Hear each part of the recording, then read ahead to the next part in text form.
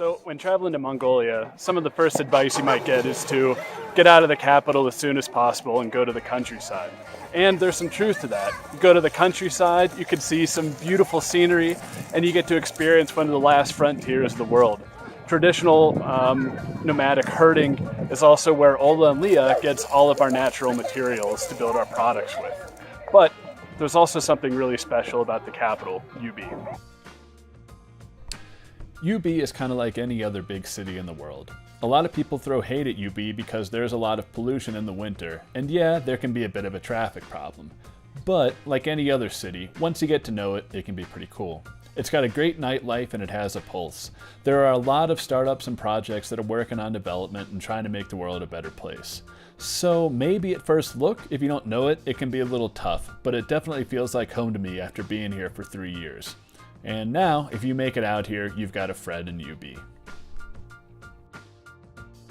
ULA LIA combines the industry and quality of manufacturing in Ulaanbaatar with the pristine raw materials that we collect from the countryside.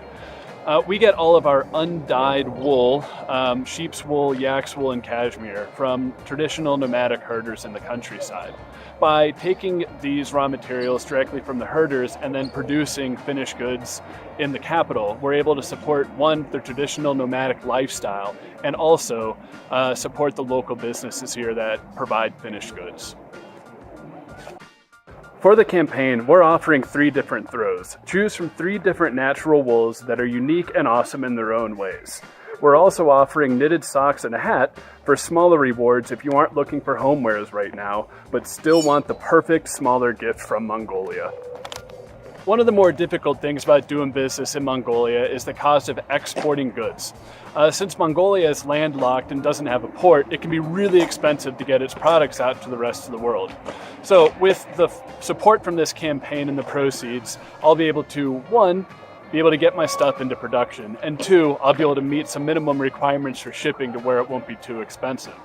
Also, any proceeds that I have after that will be spent on building up an inventory for an e-commerce website. That way I can keep on delivering Mongolia and ULA LIA to the rest of the world. So thank you guys so much for your support. Can't wait to see how it goes.